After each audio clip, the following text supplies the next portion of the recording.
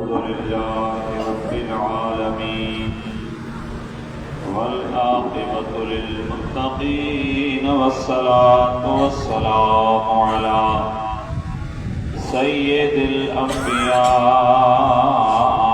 वल मुरसलीन व अला आलिहि व अस्हाबिहि व अहलि बैतिहि अजमईन। अम्मा बाद फ़अऊज़ु बिल्लाहि मिनश शैतानिर रजीम। बिस्मिल्लाहिर रहमानिर रहीम। इन्ना नहनु नज़्ज़लना ज़िक्र व इन्ना लहू लहाफ़िज़ून। सदक़ल्लाहुल अज़ीम। बरादरान इस्लाम, सालाना ख़त्मुल कुरान जी रूह परवर तक़रीब जेका ख़ुसूसन रमज़ानुल मुबारक में सजी दुनिया जी कुंड पुड़छ में किथे मुख़्तसिर प्रोग्राम, किथे तमाम वॾा प्रोग्राम ख़त्मुल कुरान के हवाले से थींदा अचनि पिया। बुछेरी शहर के मुख़्तलिफ़ मस्जिदन में भी अड़ियों तक़रीबूं थी चुकियूं आहिनि। उन ही सिलसिले में अॼोकी ही रूह परवर तक़रीब जेका अल्लाह वारी नूरानी मस्जिद में तव्हां सां गॾिजी दुआ जी महफ़िल में वेठा आहियूं। ये एक निस्बत है, निस्बत जो ताल्लुक अदब सां बि आहे, मोहब्बत सां आहे, ईमान सां आहे। उहा निस्बत अल्लाह जे वेझो कंदी आहे। का निस्बत नबी पाक जी मोहब्बत उजागर कंदी आहे। का निस्बत कुरान पाक जो शौक़ ॾियारींदी आहे। नंढड़ो मिसाल ॾींदो हलां, मस्जिद शरीफ जे अलमाड़ियुनि में कुरान पाक पिया आहिनि। घर में भी कुरान पाक हिकिड़ो ॿ हूंदा आहिनि।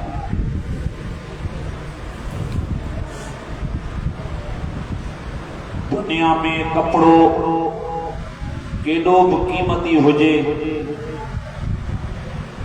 वॾी क़ीमत वारो भी जिस्म सां लॻंदो, हल्की क़ीमत वारो भी जिस्म सां लॻंदो, पर एक तरफ अज जे दौर में 1000 रुपया मीटर, 5000 रुपया मीटर जो कपड़ो को वठी अचे अॻियां रखे त कपड़ो आहे। ॿिए तरफ़ 30 रुपया मीटर, 50 रुपया मीटर वारो कपड़ो, सादो ही कपड़ो अगर कुरान पाक सां लॻल आहे त उन कपड़े खे बि चुमियो वेंदो आहे। अॾे जो सुभाणे अल्लाह, छो त हिकिड़े तरफ़ क़ीमती कपड़ो आहे, 1000, 2000, 5000 रुपया मीटर आहे। केर खणी उन कपड़े के चुमंदो तो माण्हू उनखे बेवकूफ़ सॾींदा। केतिरो भी महांगो आहे त कपड़ो चुमी छो थो। पर ॿिए तरफ़ 50 रुपया मीटर वारो, 100 रुपया मीटर वारो कुरान सां लॻल आहे, कुरान सां जुड़ियल आहे, तो उनखे हर मुसलमान अदब सां खणंदो ऐं चुमी ॾींदो। ही मस्जिद जे अचण, दुआ जी घड़ी में अदब सां वेहण, ये भी हिकिड़ी निस्बत आहे जेका कंहिंखे कंहिंखे नसीब थींदी आहे। दोस्तों, अहिड़ा कई मिसाल आहिनि। अन्न काहींदा आहियूं, अन्न रखंदा आहियूं, अन्न साफ़ कंदा आहियूं, जेको भी मार्केट जो रेट हूंदो उहो ही मिलंदो, उहो ही ॾिबो। पर जॾहिं अन्न तोरे वठंदो आहीं या अन्न तोरे ॾींदो आहीं, उन अन्न में अगर भितर जो वो ज़रो घटिजी आयो तो उन जी कीमत भी अन्न वारी हूंदी आहे। तूं असां भितर वारी हैसियत में बनायो। अॼु जे दौर में नमाज जे हवाले सां, रोज़न जे हवाले सां, क़ुरान पाक खे सम्झण पढ़ण ॿुधण जे हवाले सां उन भितर जेतिरी बि निस्बत कान्हे का, एतिरो असफल साफ़रीन में हलिया विया आहियूं। पर वरी बि दुनिया में रहूं था, तौबा जा दरवाज़ा खुलियल आहिनि, वरी बि मस्जिद में अची त रब जो शुक्र कंदो कर, जो रब घुरायो। ये निस्बतूं आहिनि, चल अहिड़ी निस्बत मिले जेका हिते भी कम ॾिए, क़बर क़यामत में भी कम ॾिए। यारा दोस्तों, हाफिज रज़ा मोहम्मद मशहूरी कासमी 30 सिपारा पढ़िया, जमायत सगोरी ॿुधा, इहा वॾी सआदत आहे। तरावीह खुद सुन्नत ऐं तरावीह में 2 सुन्नतूं शामिल आहिनि। सोना घणियूं 2 सुन्नतूं तरावीह नमाज में 2 सुन्नतूं आहिनि। हिकु त तरावीह खुद सुन्नत, बे तरफ़ तरावीह नमाज में 30 सिपारा मुकमिल करण भी सुन्नत। कंहिं मस्जिद में हाफ़िज़ कोन्हे त नंढड़ियूं सूरतूं पढ़ी बि तरावीह पढ़ण घुरिजे। पर मौजूदा वक्त में हर माण्हू नेट हलाए थो, एॾा फितनेबाज़ माण्हू नेट ते वेठा आहिनि। तरावीह ते एतिराज़, नमाज़ आहे हिकिड़े क़िस्म जी, ऐं उन ते तरह तरह एतिराज़नि जा अंबार लॻाए था छॾनि। मुंहिंजा मिठा, फेसबुक जी का क्लिप ॿुधी कंहिं चरब ज़बान जेको एतिराज़ करे त हुनजे ईमान में खलल अची थो वञे।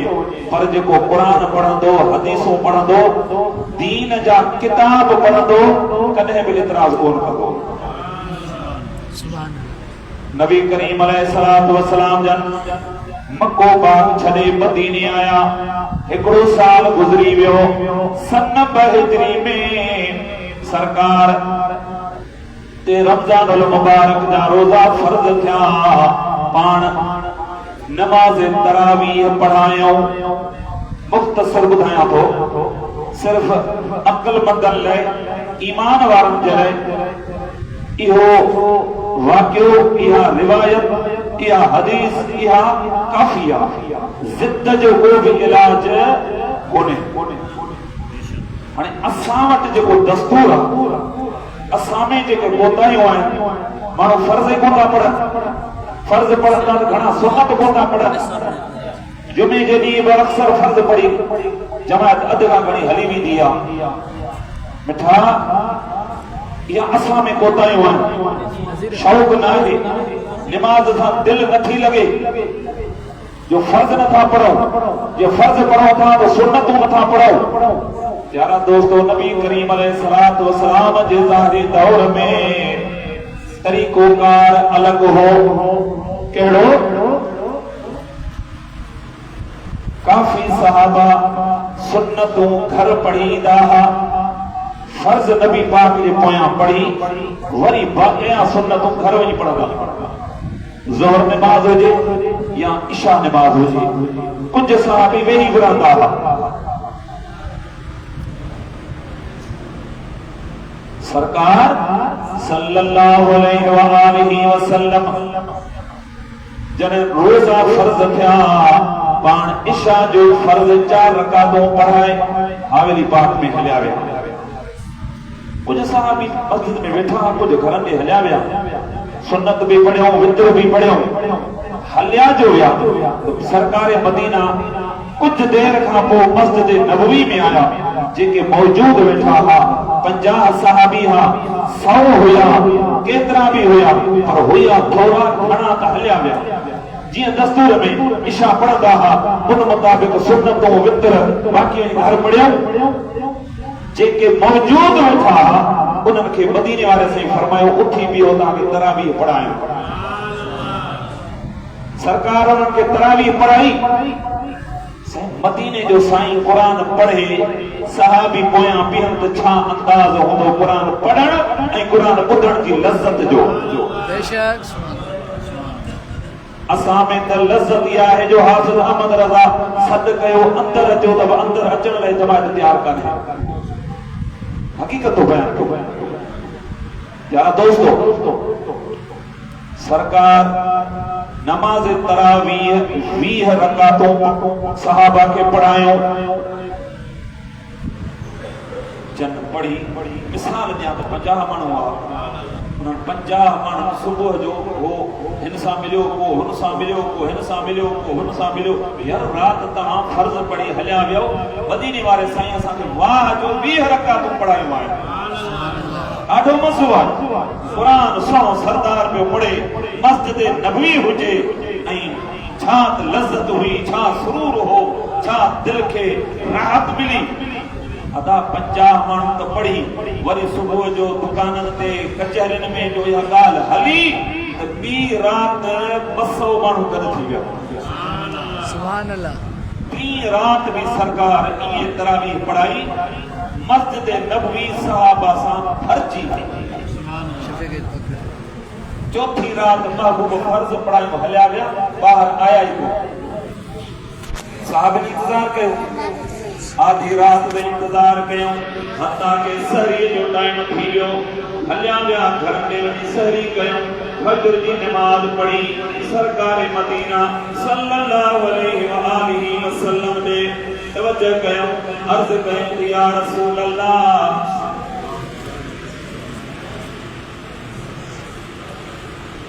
साहब टे रात तरावी पढ़ाई आहे वाह जो नमाज पढ़ाई अथव अॼु राति तव्हां वरी ॿाहिरि कोन आयो तवज्जो करे ॿुधो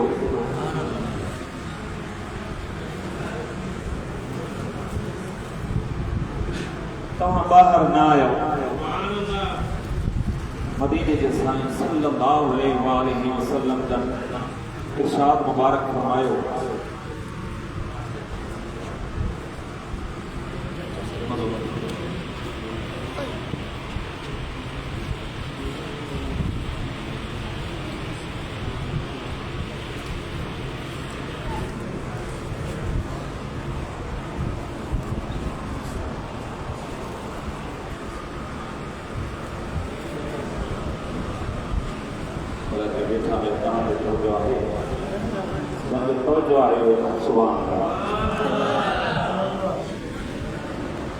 सरकार सल्लल्लाहु अलैहि वसल्लम जन हुजूर में जॾहिं अर्ज़ थियो आहे साईं तव्हां टे राति त तरावी पढ़ाई आहे अॼु राति तव्हां न आयो न अचण जो सबबु कहिड़ो हो मदीने जे साईं सल्लल्लाहु अलैहि वसल्लम जन इरशाद फरमायो तव्हांजो शौक़ वधी वियो तव्हांजो ज़ौक़ वधी वियो तव्हांजो वलविलो नमाज़ तरावीह सां वधी वियो मां इन करे कोन आयुसि त मतां तव्हां ते फ़र्ज़ थी वञे तव्हां न पढ़ी सघंदव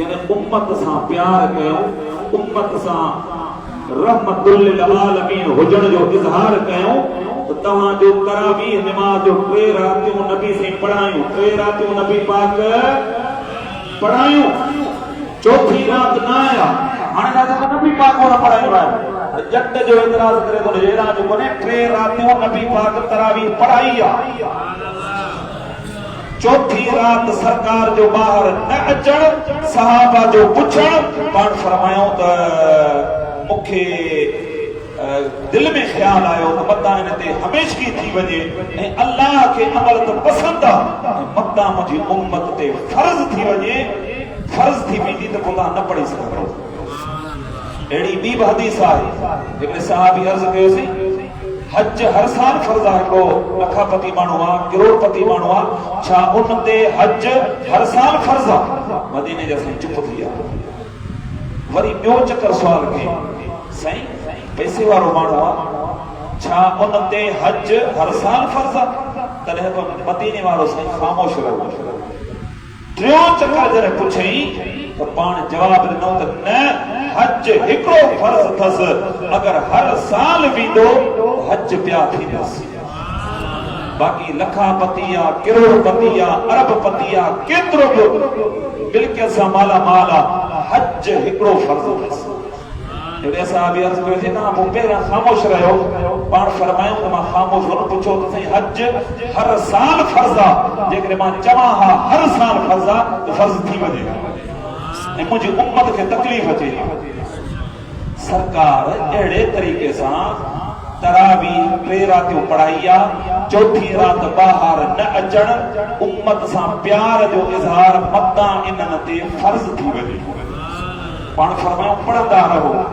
पोइ सरकार जे ज़ाहिरी दौर में कुझु सहाबी जमायत करे पढ़ंदा हुआ, कुझु न पढ़ंदा हुआ, अहिड़े तरीक़े सां सिलसिलो हलियो। पोइ इनखे वरी मुकमिल जी अॼु जे दौर में क़ुरान जो लोलियूं, रहमत जूं छोलियूं, आशिक़नि जूं टोलियूं, शैतान ते गोलियूं। हज़रत फारूक आज़म हुकुमनामो जारी कयो, जिथे भी मस्जिद आहे उते रमज़ान में तरावीह पढ़ी वञे। अल्हम्दुलिल्लाह क़यामत ते हलंदी, क़ुरान जा हाफ़िज़ भी हूंदा, तरावीह भी हूंदी। तरावीह निमाज़ आहे, निमाज़ आहे मुसलमाननि जे लाइ। मुसलमान पढ़नि भी था, मञनि भी था, ऐं क़यामत ताईं पढ़ंदा भी रहंदा। बस ॿ रिवायतूं पढ़ंदुसि। मौला अली शेर खुदा रमज़ानुल मुबारक में के जग ता मोटिया, जेके जागो था तो सुभान अल्लाह जो। मौला अली शेर जली हक जे वली के जग ता मोटिया, पाण हिकड़ी मस्जिद आहे तो पोयां रस्तो आहे, मस्जिद जे अल्लाह वारी मस्जिद जे पोयां रस्तो आहे, रोड आहे, हे बि रोड आहे। मौला अली ऐं मस्जिद जी भर मां जो लखिया तो उन वक्त सहाबा उन इलाके जी मस्जिद में तरावीह पे पढ़ी, कुरान जो लोलियों पे जमायत बुधियो। तो मौला अली कुरान बुधी हिकड़ी दुआ घुरी। मौला अली शेर खुदा कुरान बुधी, मस्जिद में कुरान की तिलावत बुधी, तरावीह में कुरान पढ़ते बुधी। पान लफ्ज़ मुबारक फरमायो, या अल्लाह हज़रत उमर की कब्र के भी ई रोशन कर, जीअं मस्जिदन के कुरान सां सिंगारे छॾियो ताईं। सुभान अल्लाह। मौला अली तो दुआ घुरी, मुंड मिठा पसंद आयस तरह दुआ घुरियो। आखिरी ॻाल्हि, हज़रत बिलाल नबी पाक जो मुअज़्ज़न, मदीने वारे साईं जी मस्जिद नबवी जो मुअज़्ज़न, रमज़ानुल मुबारक खां अलावा सरकार जे हुज़ूर में आयो। मदीने जे साईं सिज उभरी वियो हो, रमज़ानुल मुबारक न हुयो, वो ॿियो महीनो हो। नबी पाक सल्लल्लाहु अलैहि वसल्लम मानी पे खाधी। हज़रत बिलाल के फरमाए, बिलाल अच असां सां गॾिजी मानी खा। हज़रत बिलाल अर्ज़ कयो, या रसूल अल्लाह मूंखे नफ़ली रोज़ो आहे। सुभान अल्लाह। अर्ज़ कई त साईं मूंखे नफ़ली रोज़ो आहे। इते मदीने जे साईं फरमायो तो सुभान अल्लाह, बिलाल असां पंहिंजो रिज़्क़ खाऊं था, तुंहिंजो रिज़्क़ जन्नत में पियो आहे। पाण फरमायो त या रसूल अल्लाह सिर्फ़ मुंहिंजे लाइ आहे? पाण फरमायो हर रोज़ेदार लाइ आहे। सुभान अल्लाह। दुनिया में किस्म किस्म रिज़्क़ ॾींहं जो घरनि में पिया आहिनि, बाज़ार में पिया आहिनि, पर रोज़ेदार खे कंहिं बि क़िस्म जी उन में जेको आहे सो हबक न थींदी आहे, कंहिं बि क़िस्म जी उनखे दिलि में हसरत न थींदी आहे। उहो भली दुनिया खाए पीए पई, पाण बाज़ार में बि हलियो वेंदो, रोज़ेदार घर में बि वेठो हूंदो, उनखे कंहिं बि क़िस्म जी दिलि में ख़्यालु पैदा न थींदो त मां नथो खावां, हे खाइनि था, छो त हू रोज़ेदार आहे। मिठा रोज़ो इन करे ॾींहं जो फर्ज़ आहे त भली काइनात सॼीअ में क़िस्म क़िस्म ताम बि ॾिसे, रब जे रोज़े जे फर्ज़ सम्झंदे न खाए, इहा ई उनजे मज़बूत ईमान जी निशानी आहे। अल्लाह ताला मुंहिंजो ॿुधाइण तव्हांजो ॿुधण पंहिंजी पाक बारगाह में क़बूल फरमाए।